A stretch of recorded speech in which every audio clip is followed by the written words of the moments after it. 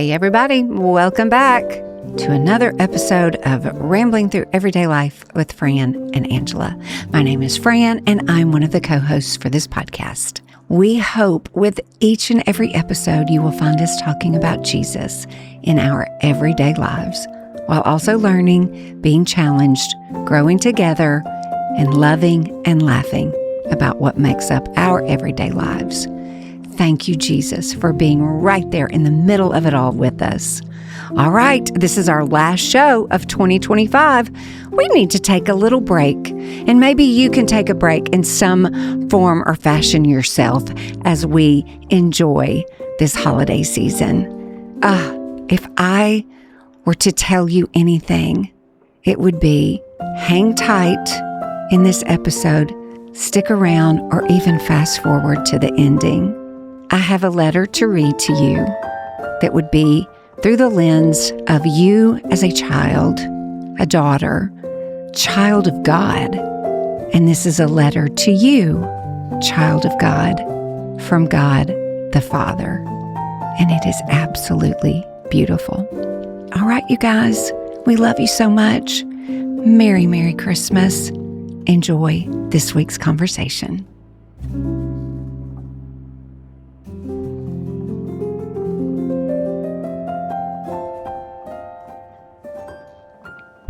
Well, everyone, this is our last episode, Angela Snyder. Fa la la la la. Fa la la la la la la la. December 15th. Y'all. When this releases. Y'all. We've got to practice saying things like Happy New Year. 2026. What in the world? Gosh. You know, Cole, when they're in kindergarten and somebody somewhere decides to create a Facebook group for the moms. Oh, yeah. Class of 2027. Yeah. And you're like, 20 what? I know. Like, they even would have made a banner and a sign at a back to school party. And you're like, that is 50 years from now. Light years from now. Mm-hmm. And here you are. And here we are. So this is the year that Cole will turn 18 and his mama will turn 50. I'm excited, though. Well, listen, we just all keep moving right along, don't we? Well, my 20s were so scary, and my 30s were such a hot mess. My 40s, I finally feel like I know who God made me to be a little bit. I'm excited for what's next. Yeah. You're not going to let me burn it all down. Oh, heavens, no. We don't have time to do that. Keep getting better. Yeah. But here we are. It's not there yet. I know. Oh, no. And talk about Christmas. This is the time of year. We say this all the time, and I think everyone agrees. Like, this is the time of year where you want things to slow down. You wish that everybody could take off work and everybody could just have all of this lovely time to do whatever you want to do at Christmas. Gather around the fireplace. Yeah. And just stare at each other with these sweet little smiles. Mm-hmm. That's not at all creepy. No, and that's never going to happen. I would just sit there and stare at them and smile. It's never going to happen. Yeah. I haven't watched one single Christmas movie. We watched Elf and Christmas Vacation and Home Alone while we put up the tree, because we always do. Mm-hmm. It usually takes a few nights. And my tree still has little clusters of ornaments that were largely placed by Atlas. Kaylee comes home today, and I'm confident she'll finish decorating the tree because I just quit. I just I didn't quit. I just haven't picked it back up. Yeah.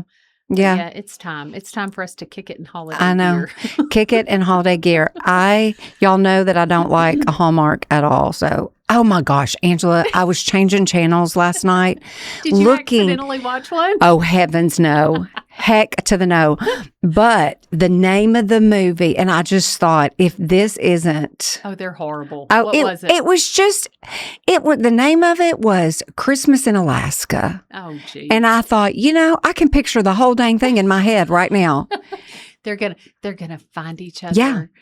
In the snow outside, and they're wrapped in fur, and they're just, And tinsel. Yeah. And have you ever noticed, like, in those movies, like, when it's cold like that outside and there's that kind of snow on the ground, like, you can see their breath coming out of their mouth? Yes. No, you never can in those movies. Because they're on a back lot in Georgia. Yeah, and it's 90 degrees when they're filming it. But Christmas in Alaska was on. But I did find Elf, and it was almost towards the end. So I was like, nah. Well, it's not going anywhere. It'll still be around. Yeah. We had last week my very favorite party that we go to. We don't really go to many parties. It might be the only party we'll go to now that I say that out loud. But we, as an FCA board, have a party, and I have served on several boards over the years. I have such an appreciation for how Barry and Brenda Cox lead and how they celebrate our board at Christmas. Mm-hmm. And if you're listening and you are on a board or lead a board or whatever, like there is just such a sweet way that we leave those meetings and leave their presence feeling like they were just there to minister to us. Right. Even though we're there to serve. There are boards where I have left feeling so drained and like, what is my purpose and what am I doing here? But they literally transform the FCA office into a winter wonderland. I love it. Brenda's mom lived to be 101 years old and loved to play bingo at all their family gatherings. So at some point at the party, you know that bingo is going to happen. Mm-hmm. The big bingo prize, if you do the coverall where you cover the whole entire board, you get $101. I love this so much. After Brenda's mama. But you can't say bingo. You have to yell, I'm blessed. I'm blessed. And you have to count your blessings. So Barry says at least 3 different times I heard him say this as he's explaining directions to a room full of people. He says, because we played several rounds just for normal, bingo. Like I got 5 across and you call them out and, you bingo, say I'm blessed and you get a prize. They've got prizes everywhere. It's like Santa's workshop. Mm-hmm. Atlas walked in and his jaw dropped. He was amazed. He'd never seen this many prizes. So Barry says at least 3 times. Now, it never fails. Somebody thinks they've won and they get really excited and yell, bingo, I'm blessed. But no, you've only gotten 5. You've not covered your card. This has to be a coverall. And then I hear him, we're all kind of bustling around and he says it at least 2 more times. Well, I just want you to know that not 1 but 2 people that I brought with me to the party excitedly proclaimed, bingo, I'm blessed. And I had to look at Lydia and Carl and say, no, you're not blessed. Sit down. You were not following directions. And then I said, you're blessed, just not bingo blessed. And That's hysterical. Carl looked at me like I was crazy. And he said, no, I've got 5 in a row. Keep in mind, Carl cannot hear if there's any kind of background noise. Okay. So I don't know. So I said, Barry, will you say it louder for the people in the back? Carl and Lydia don't understand why they're not getting prizes right now. And, and Atlas is all excited thinking he's about to get a prize. Yeah, well, he can have whatever he wants. Exactly. So at one point, y'all know I might or might not be. Oh, well, let me back up and say. So then, Carl, we had to explain to him. We're sorry, Carl. You're not bingo blessed. You got to cover your whole card. So within 5 minutes, Carl jumps up and down and yells, "This time I'm really blessed!" Oh, that's awesome! And he covered his card and he got the $101 and he was so excited. That's awesome. But Atlas, so we're doing this game. Y'all have probably played it before, where somebody reads a story with the words right and left, and you have to pass an object. Like every time, Santa left the North Pole, and you have to pass it to the left. Yes. Well, ideally, you're in a circle, right? And because of logistical things, we had 4 rows of people. Okay. So then they're in discussion over how we're going to make this work. So I'm just trying to be funny. I think I'm funnier than I am 99% of the time. So I look at Atlas, who's on the end, and I say, "Now, Atlas, we have to win. So when they give it to you and you're supposed to give it to the person next to you, there's nobody there. So you have to run as fast as you can to the other end of the table." Now, keep in mind, there was no reason to do this. It wasn't a competition among rows of people. Right. But in my mind, somehow I thought that would be great. Well, and it'd be more fun for him. Absolutely. Yes. Well, the first time he takes off running went great. The second time he trips over a chair, has the most horrible, like you could hear it in a delayed reaction, and then he screamed. It's great, everyone. And I thought, this child is in entirely too much distress, and it's 100% my fault. He's got a carpet burn all down the side of his head. We're going to the ER. We'll be back in a minute. Just like, nobody had to fuss at me internally. I'm like, why was this necessary? There was no reason for him to be in this situation other than I hyped it up and made it so great. So here's what I want you to know about this whole story. When he calms down, Barry says, "Atlas, you get to go pick any prize you want off the prize table." Yes. And Atlas walks up there and there was a projector. There were all these things he'd been talking about. Without hesitation, he goes straight for the thing I never thought he would consider. It is this huge stuffed animal. It is a pink, glittery, sparkly unicorn stuffed animal with like rainbow feet. And Atlas goes right up to it and says, "That's what I want." Well, and I'm like, what is wrong with him? It got his attention by how it looked. Atlas turns around, walks straight to me. Merry Christmas. Puts it in my arms. Yes. And says, "Honey, I got this for you." Yes. And you think I didn't almost just die right there? I was like, oh my gosh, that's the best thing I'll ever get. Of course, every morning he comes in there and he said, "Did you sleep with your unicorn last night?" Yes, I did. And I say, "Yes, I sure did." Yes, I did. So, I thought you were going to say, wouldn't it have been funny, but not? Like I thought all the other rows, the 3 other rows, like they did the same thing. Atlas they ran did. And fell down. Yes, I thought, well, then the older people thought that's what they've got to do. That would have been more fair. That would have been more fair. But it was such a sweet, fun time. Yes, it is. With the exception of the injuries, it was just great. But it reminded me of like the little drummer boy. Like here's little Atlas and all his wounds. Yeah. And he wants to make sure Honey gets a Christmas present. Yeah, fresh. So fresh. Anyway, already the highlight of my Christmas. Yeah. But that and Carl's money. I took his money away from him. For real. Let me hold on to that. Let me hold that for you. You don't have your wallet, right? Put it in your bank account. For real. Let me go do that for you. So what's going on fun with you? Anything? Yeah. Oh, you had a big day today. Well, no, this past week. Yeah, well, yes. Okay. We've got to talk about that. But let's talk real quick about where you've been today. Well, we're going to conclude with that. Okay. Yeah, we're going to conclude with that. We're going to go backwards. Yeah. So, nobody's going to top what Fran did. Well, y'all, it's just so funny because it did happen. If you listen to the last episode and you follow me on Instagram, then you know what I did this past week. So yes, I did set my alarm for 3:45 a.m. And yes, I was out the door at 4:15. And yes, I was through security and at the gate with 5 minutes to spare and got on a plane that departed. The dog woke me up at like 5 something. Yeah, we departed at 6:30. And I thought I need to check on Fran and pray for Fran's logistics. Yeah. And you were blowing it Oh, going. yeah. The pre-check line was, it was a Tuesday, so I don't know if that had anything to do with it, but there were like 5 people in front of me in pre-check. And so just, and here's what's also absolutely wild, because it was before 6 and I am going to my gate, or I'm standing at my gate, and I see a family that I know from Jackson. And I'm like, what the Sam heck are y'all doing here on a Tuesday with little children? You just expect everybody to be in pajamas. Well, and just like early. at home, like on a Tuesday. On a Tuesday. What are y'all doing? Yeah. And so it was Jeremy Hunt and Kristen Hunt. Jeremy's our missions pastor. I've been on several trips with him. His kids have been on trips with us.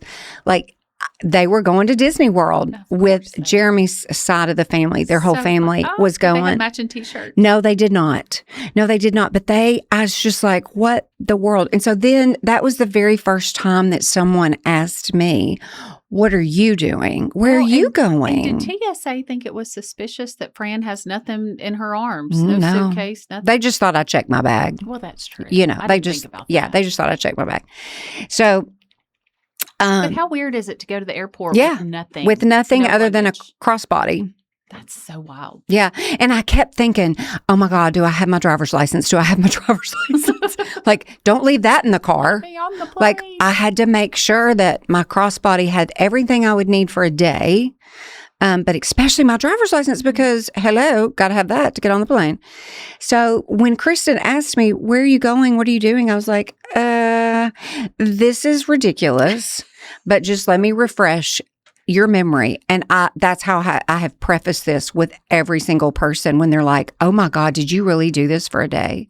Because come to find out, people are just absolutely fascinated and thought this was the most fun thing ever. Oh, it is. You're the hero. Everybody. You have won Christmas. Well, everybody's just so curious. Like, what did you do? And was it worth it? And so here's my every detail. Don't give us the quick version. Here's my summary of going to New York for the day during December. I do not advise this if you've never been to New York and you've never been in December, because it's just going to be frustrating and very disappointing, because there's so much that you want to see and you want to do. So you're not going to see the landmark, big, important things. No, you can't do it all in a day. And then to like go see the Rockettes or something and do all of that. So don't even consider this if you've never been and you've never been at Christmas. So don't ask me, what should I do? You have little children who can't walk 90,000 steps. No. But if you have been to New York,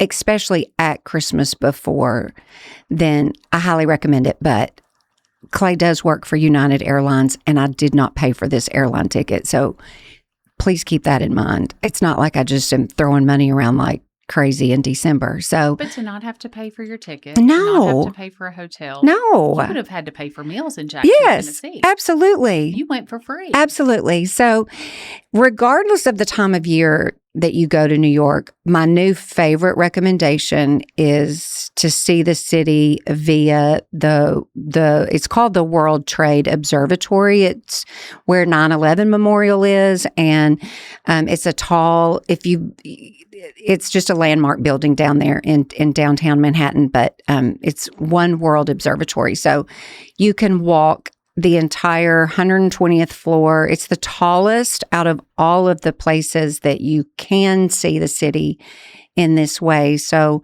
we missed that somehow. Oh, it's just my favorite. And so you could go to the edge, you could go to the top of Rockefeller Plaza building, and it's called Top of the Rock. Vanderbilt has a building you can see. The Empire State Building is my least favorite. Don't waste your time or money. But this is just incredible because it's so massive and you just literally are walking in a giant circle. It's so big. There's a restaurant up there. There's a coffee bar up there. It's so unbelievably wild to see the entire city from every angle possible. So that was super fun. That was the very first thing that we did. And then from there, we just explored whatever we wanted to do. We shopped some because Clay needed a coat and we both got new tennis shoes and we grabbed lunch somewhere. And yes, we saw, the Rockefeller Center, the tree, and all of that, and went inside Macy's, and just did all of this fun stuff. But I'm telling you, at Christmas time, there's Christmas markets everywhere. Bryant Park at Christmas is like 10 out of 10, 12 out of 10. It's just one of the best things to be able to do. And so there's ice skating rink and just hundreds of little shops and stores. And so we were able to do that. But then Union Square and Washington Square, they all have these markets. And it's just, that was the downfall. I couldn't buy anything because I couldn't carry it around all day. So when I bought the tennis shoes, I'm like, here, will y'all take my old Hokas? And she was like, as a matter of fact, because I just got new Hokas from a new Hoka store.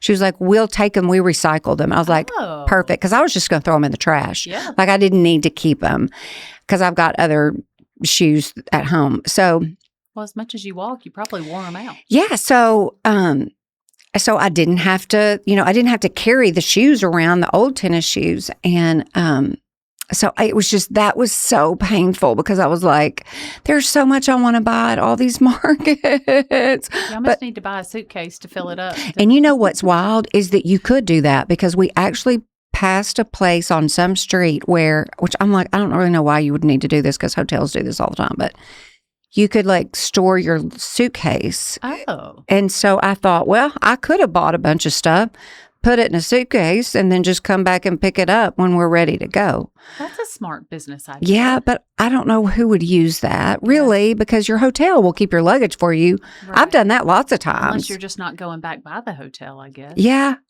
I don't know. That's interesting. Yeah. Anyway, we only rode the subway twice, so we put in lots and lots of steps. Where did you eat lunch? We just grabbed pizza. There's in the financial district, because of where we were, there's a place called the Oculus. It's the subway's there. It's an indoor massive shopping area. And so it was just a pizza place right there. And it was just so fun on the inside. And there's just, the whole city is decorated beautifully at Christmas. Every street, every corner, everything. There's somewhere where you're like, oh my God, we need to take our picture here. But anyway, yeah, there you have it, folks. And the flight left at 9:30 p.m. and I was back home at 12:52 a.m. And it was like I've almost been up 24 hours. That's insane in the best way. Yeah, it was so much fun. Y'all know I love New York, and if you don't know, you know now. But I cannot tell you how many times I've been. Was just there in October for fall break. And also, too, this is some of the best advice that somebody gave me, and I know that it's super tempting to not do this, but build your trip around neighborhoods and not build your trip around what you want to see. So if you want to like spend time in Midtown, well, then Midtown has, Rockefeller Center, and it's got Central Park and all of these wonderful places. But then also go explore Chelsea and Tribeca and Soho. And then you're also going to see wonderful things in those neighborhoods. And so you can forget the neighborhoods. The neighborhoods are where it's at. I'm telling you, the neighborhoods are where it's at. So there's just something about like Elf and, you think about the movies where they wind up in Central Park. Yeah. It just all feels so perfectly festive. And one of the last things we did, on Fifth Avenue, Bergdorf, whatever that store is, with all the famous window displays outside of Saks Fifth Avenue, which was super fun. Show how they decorate their building with lights and music, and it's all synchronized, and it plays like every 15 minutes, so you can't miss it. It's always essentially going. But a little bit down from there on Fifth Avenue is this store. This would be next to the Plaza Hotel and the Apple Store and Trump Tower, like all of Fifth Avenue, down on that end of Fifth Avenue. And the windows, it's like, oh my gosh, the masterminds, the creative masterminds that have to figure that out every single year.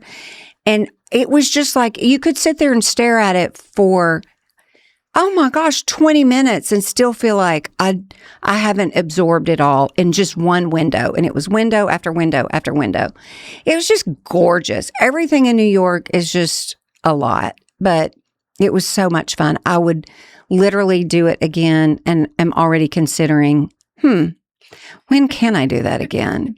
It was funny when you first got back, you were like, I'm going to need a minute. Oh, I'm going to need a minute. And the next day was painful. And we had our building that I work at on campus, we have an open house to where we all bring food and the rest of the university comes, and it's just eat and talk and visit.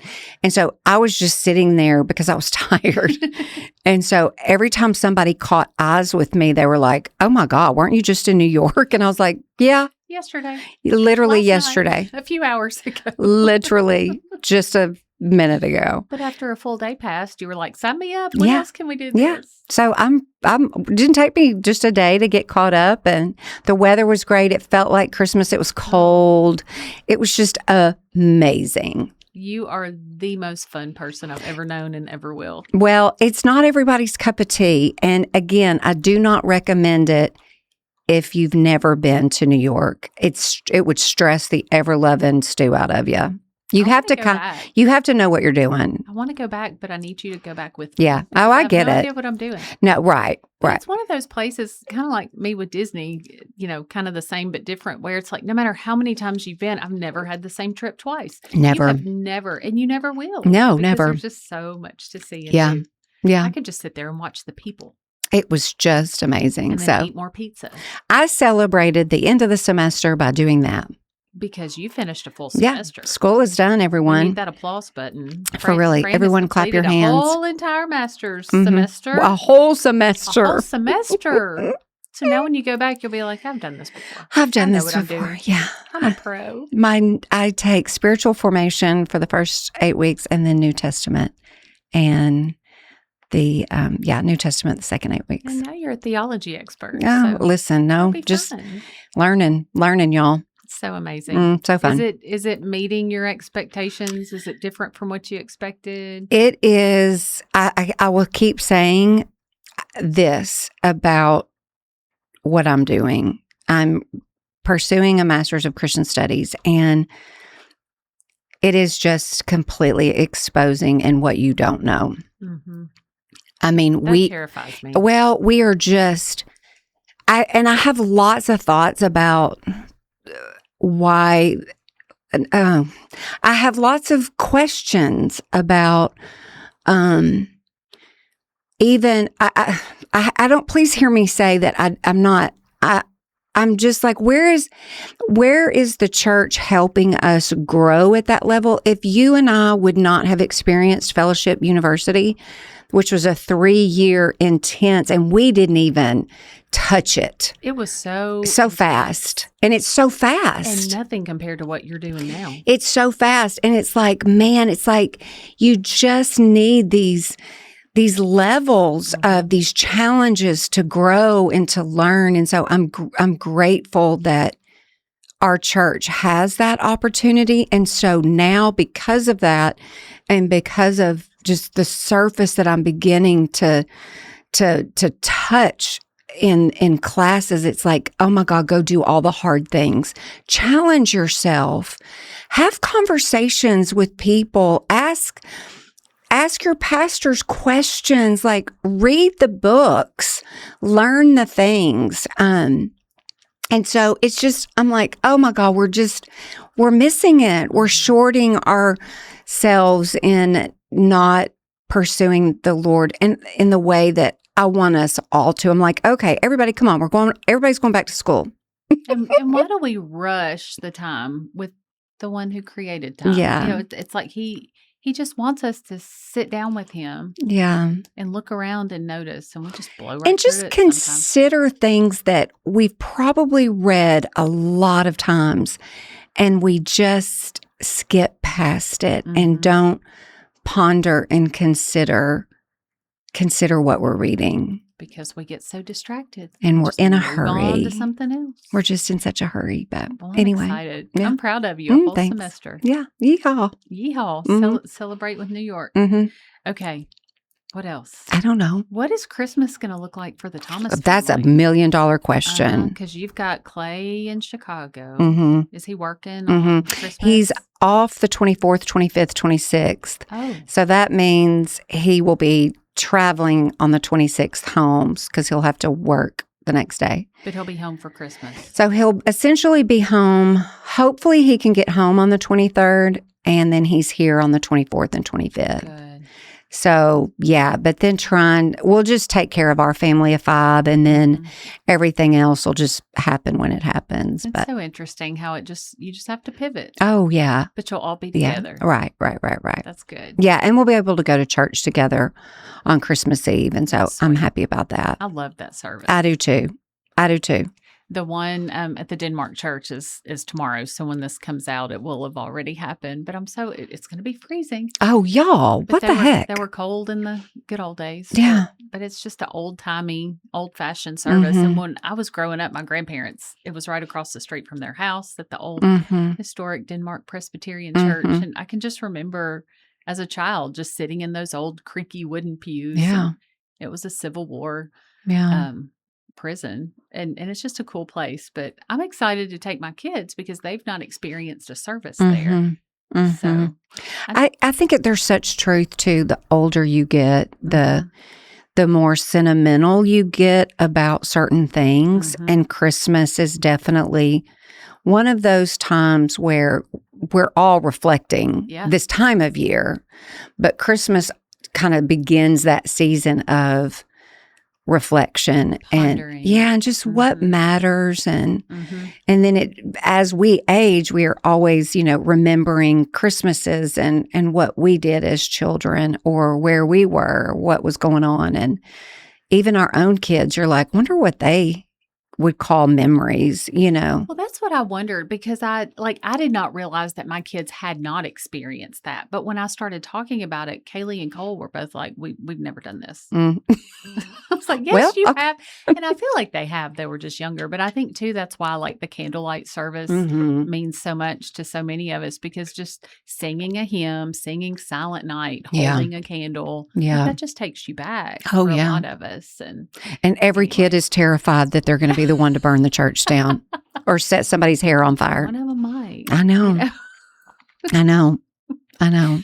Once upon a time, we were in a church that switched to battery-operated candles, and I feel like that had something to do with it. Or maybe they just took a look at our family and anticipated that might be a problem.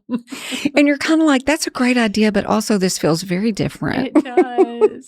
It's like the Temu version of what everybody else is doing. I like the smell of wax burning close to hairspray.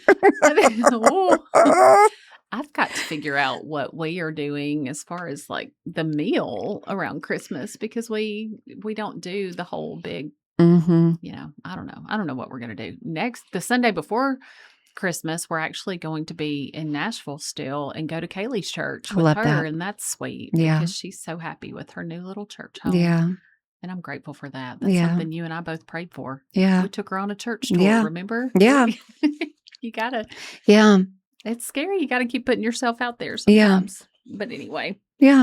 Well, what else do you want to talk about? I don't know. You want to talk about where you were today? Yes. For that? That's exciting. So this morning, our church has a Christmas brunch for the ladies, for the women. And I didn't get to go last year, but I've been 2 other years. And you can imagine your worship space is just filled with round tables and chairs. And so there's a host for each table, and the host is responsible for decorating that table. So all the tables look different. They're beautifully decorated. It just shows personality and fun and all that kind of thing. I love this concept. And I appreciate this concept. I know. But that terrifies me. If I was in charge. Yes, I know.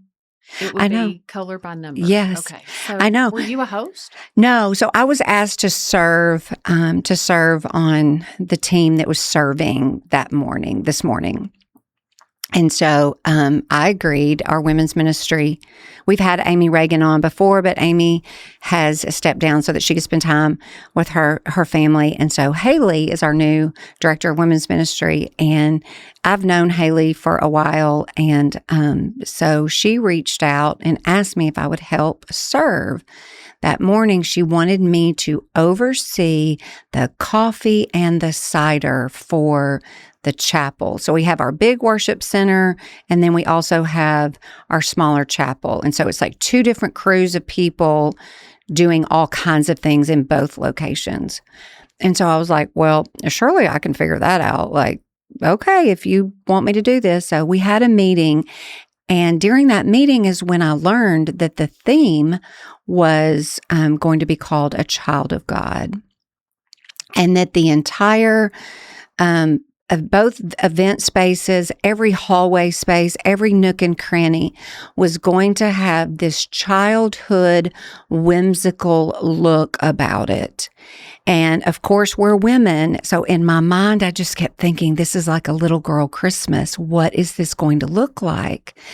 And so we didn't spend a ton of time talking about that, because the purpose of our meeting was to talk about what our roles were. And so I had a team of, 7 people underneath me that we had to figure out our system and our plan for how to serve beverages at the volume that we were going to be serving. And so we worked through that. But also Haley tells us that the program piece of the morning would be, there was this beautiful tree, and I'm going to get to the trees in just a second. But there's this gorgeous tree on the stage. There's this big, beautiful, soft, comfortable chair next to it. And then you've got off to the side, you can tell like that's where the music is going to be. There's a guitar and a singer and a keyboard or piano. And so what was happening is that this man, like just imagine your grandfather, like he literally white hair, white beard, sitting in the chair, reading the story of creation, which is what our church has been going through in women's ministry, is from Genesis to Revelation, the entire narrative of the scriptures. And so essentially that's what he did. And in between, there was a song being played.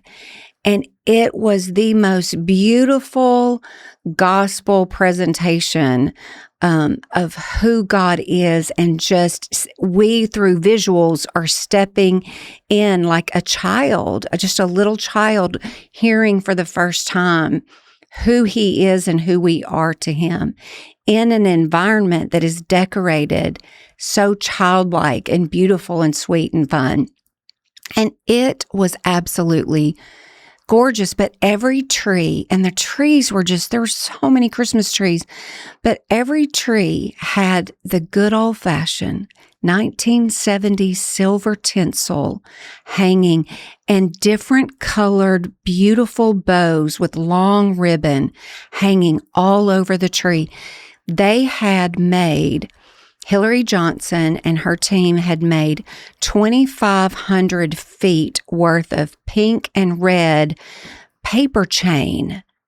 These paper chains were just hanging everywhere and over garland and with these big pink and red bows everywhere. It was like a little child's, like what you would have dreamed as a little girl stepping into and saying, this is the most fun, beautiful Christmas I've ever seen. And I kept saying that. I just kept saying, this is so fun. This is so beautiful. And then everybody's got their own table decorated, but people kind of knew the theme. So everything just looked like it fit. I can't wait to see pictures. Oh, it would. And then beside each tree were these big balloons, these big white balloons on like sticks with a base, so they just sit on the ground, but they covered the white balloons in different colored tulle, and they were wrapped with ribbon and stuff. It was so fun and whimsical and like a child, and it was just beautiful. It was absolutely beautiful. But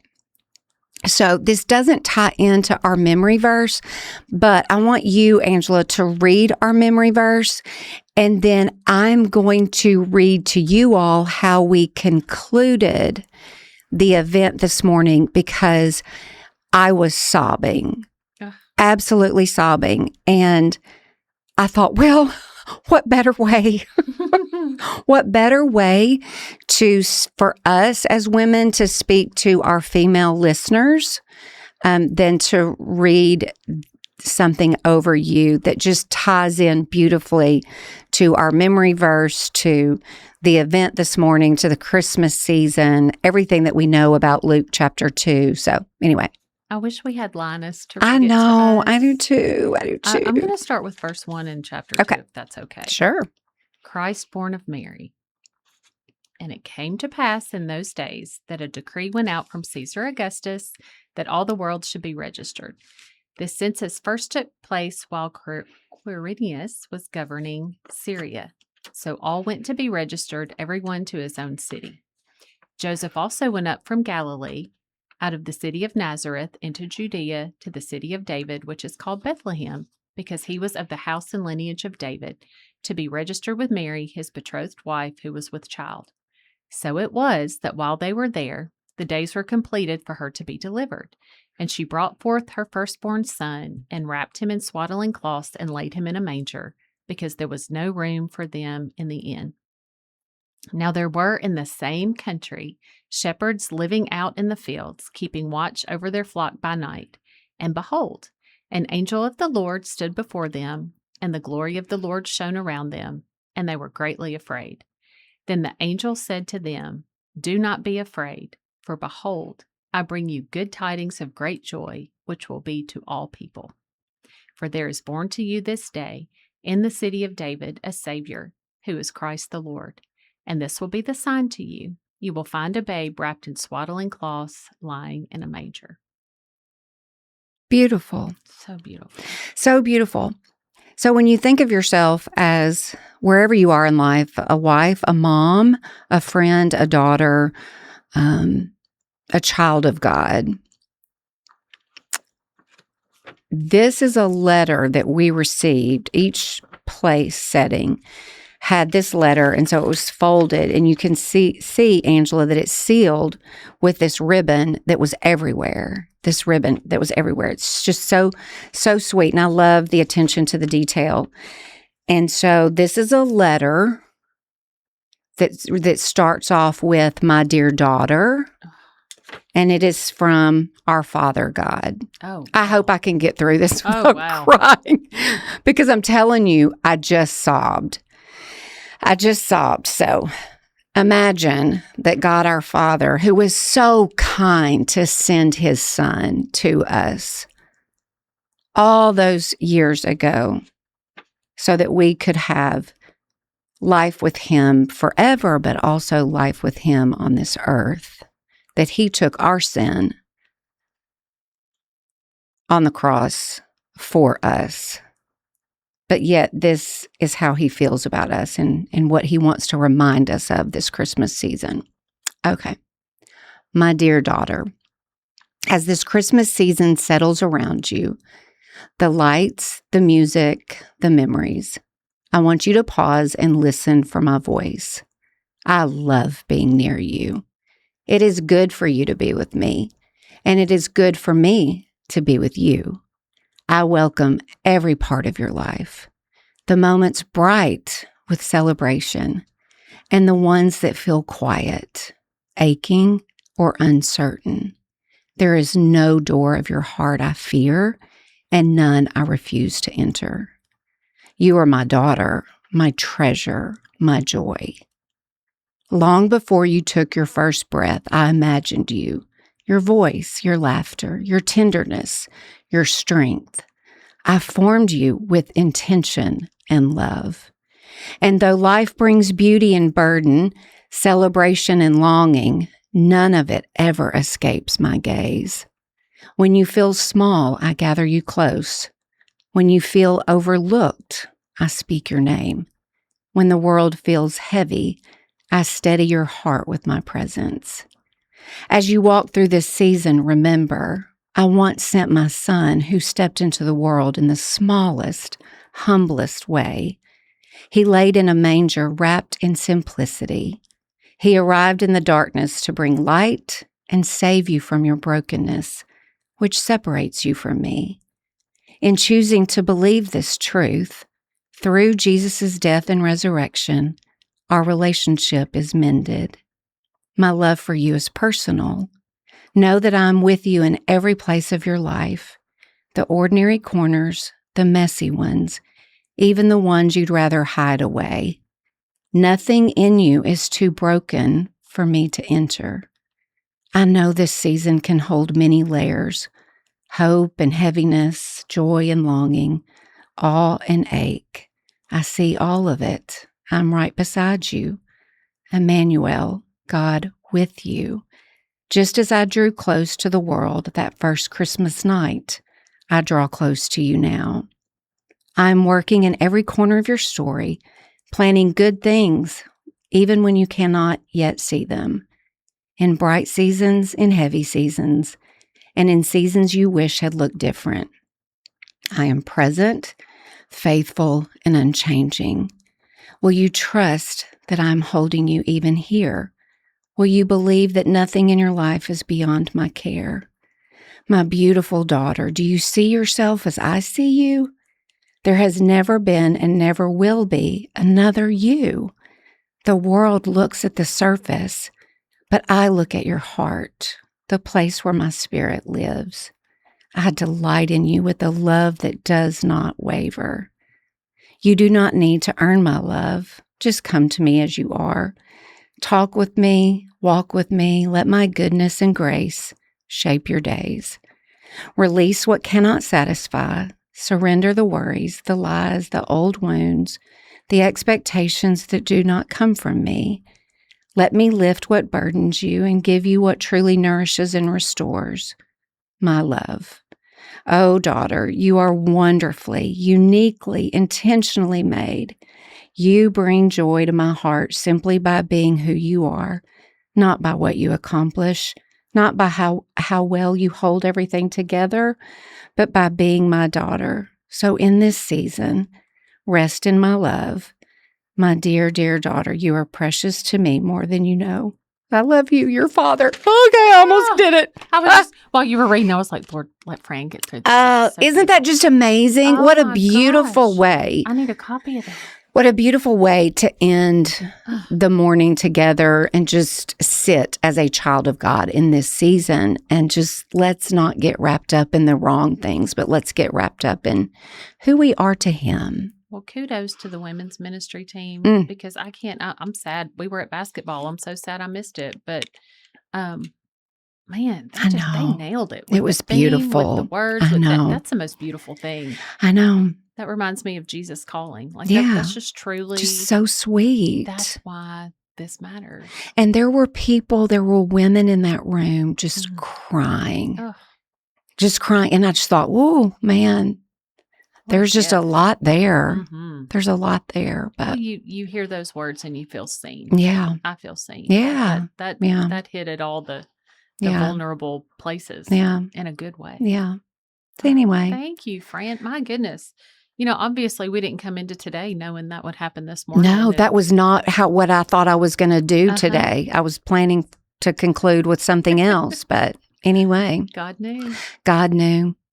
I know. We love you guys. We will not be back until Monday, January the 5th. That's crazy. I know, but 2026. 2026. It'll be here. We're going to go dark with the Lord. Yes. And feel His love for us. Yes. And rest and renew. And we pray y'all do as well. Absolutely. Absolutely. Y'all are the absolute best. We love you so much.